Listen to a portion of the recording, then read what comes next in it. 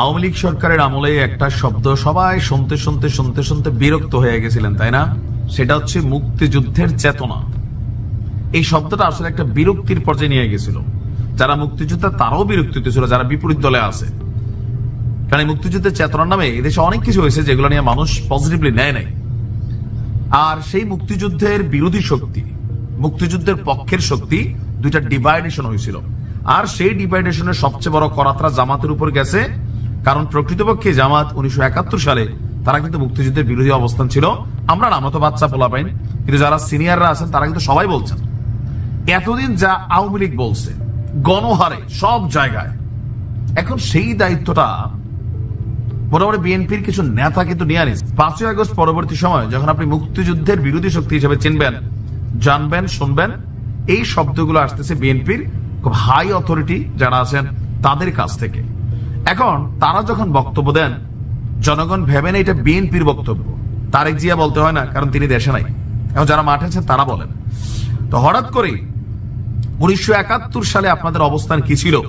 আয়নায় দেখার ঘোষণা দেয় কখনো জয়নাল ফারুক সাহেব, আবার নির্বাচন নিয়ে স্থানীয় সরকার নির্বাচন আগে নাকি জাতীয় সরকার নির্বাচন আগে, এই ইস্যুতে যখন একটা বিভক্তি আসছে, স্থানীয় সরকার নির্বাচনের পক্ষে আগে জামাতও ছাত্ররাও কিন্তু।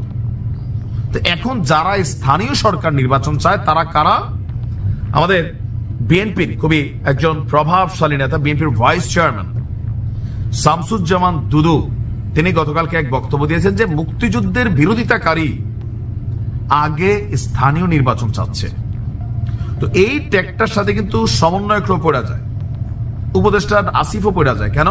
আসিফও কিন্তু বলছে যে সরকার আগে এটা সিদ্ধান্ত নিচ্ছে নীতিগত, এটা একটা প্রজ্ঞাপনাগারে আসতে পারে।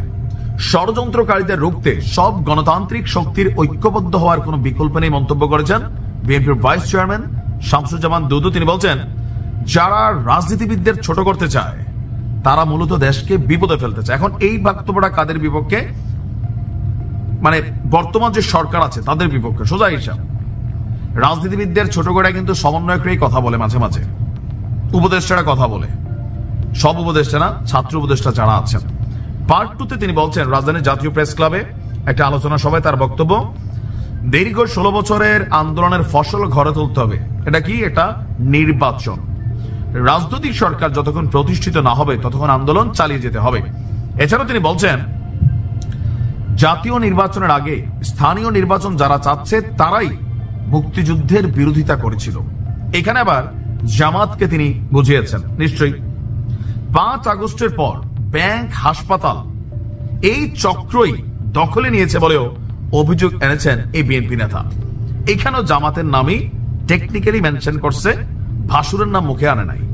ইসলাম ব্যাংক, জামাত ইসলাম তারা তাদের পুনরায় দখলে নিয়েছিল, তাদের ছিল এটা, তারা দখলে নিয়েছে। এছাড়াও বিভিন্ন জায়গায় তারা তাদের আধিপত্য বিস্তার করছে প্রশাসনিক বিভিন্ন সেক্টরে। এগুলো কিন্তু ওপেন সিক্রেট এখন, তাই না?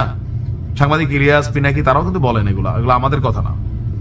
তো সবকিছু মিলিয়ে এখন তাদের এই বক্তব্যগুলা অনেকে আবার বলছেন যারা জামাতের ফলোয়ার, যারা বৈষম্য বিরোধীর ফলোয়ার, যে আওয়ামী লীগের দায়িত্বটা বিএনপি নিছে। আবার বলতো যে মুদ্রার এই পিঠ ওই পিঠ, যে আওয়ামী লীগ এবং বিএনপি মুদ্রার এই পিঠ ওই পিঠ। এটা আবার কিছু কিছু ক্ষেত্রে প্রমাণও করতেছে তারা। প্র্যাকটিক্যাল ভাই, এই কথাগুলো তো আমাদের বলতে হবে। জামাতের নেতা যখন চাঁদাবাজি করছে এটাও আমরা বলছি, এটাও বলতে হবে। বাংলাদেশের বিভিন্ন জায়গায় এই মুহূর্তে যারা চাঁদাবাজিতে জড়িত, সিন্ডিকেটে জড়িত, রাজপথে রিক্সাওয়ালার থেকে 10 টাকা খাওয়া, অটোলার থেকে 20 টাকা খাওয়া, বাজার, বালুরঘাট, জলমহল, 80% ক্ষেত্রে বিএনপির নেতা কর্মীরা, এমনকি একে আরেকজনকে গুলি করে মাইরা ফেলতেছে। কেন? দখলে নেওয়ার জন্য, খাওয়ার। তো এই জন্য অনেকেই বলার চেষ্টা করছেন যে এক লুটেরাদের হাত থেকে আরেক লুটেরাদের কাছে দেশ যেন না যায়। এগুলো নিয়ে কিন্তু আলোচনা হচ্ছে। যদিও বিএনপির হাই অথরিটি জনাব তারেক রহমান, মির্জা ফখরুল ইসলাম আলমগীর, একদম হাই অথরিটি যারা আছেন, প্রতিবার কিন্তু বিএনপির ওই সকল ক্ষুধার্ত নেতা কর্মীদের বারবার বার্তা দিচ্ছেন যে 5ই আগস্ট কেন আসছে তোমরা মাথায় রাখো, জনগণের কাছে ভালোবাসা পৌঁছাও, 31 দফা পৌঁছাও। আপনি তারেক রহমানের বক্তব্য দেখছেন, দীর্ঘদিন দেশের বাইরে ছিলেন, তিনি কিন্তু বোঝেন যে ওই লুটপাটের রাজনীতিতে মানুষ এখন আর পছন্দ করে না। সো নেতা কর্মীরা যেন পজিটিভলি কাজ করে, এমনকি নির্দেশনা দিয়ে বাংলাদেশের বিভিন্ন জায়গা থেকে ব্যানার, পোস্টার এগুলো খোলাই ফেলছেন। এমনকি মাইকিংও করাইছেন বহুত এলাকা, আমি দেখছি মাইকিং করছে, যদি এলাকার কেউ চাঁদাবাজি করে তাহলে বিএনপি এটার বিরুদ্ধে ব্যবস্থা নেবে। এমনকি কয়েকজন রে এরকম ঘটনার জন্য মামলাও দিছে বিএনপি। আপনি বুঝতে পারছেন, এটা হাই অথরিটির খেলা, লোয়ার লেভেলের খেলা। আবার এই বিষয়টা এখন কন্ট্রোল সরকার ওইভাবে করতে পারতেছে না, প্রশাসন অনেক জায়গায় মনে করতেছে বিএনপি আসবে চুপচাপ। এখন বিএনপি আওয়ামী লীগের মধ্যে হাত মিলানোর বিষয়টা অনেকে এইভাবেই নিচ্ছেন যে আওয়ামী লীগ এতদিন যেই মুক্তিযুদ্ধের পক্ষে বিপক্ষে খেলাটা খেলছে, অবস্থানটা নিছে, এটা বিএনপি এখন কিন্তু বরাবর করছে। ৭১ ইস্যুটা বারবার আসছে। এটা কিন্তু আসলে পলিটিক্যাল একটা স্ট্র্যাটেজি, এটা রাজনীতিতে আছে, থাকবেই।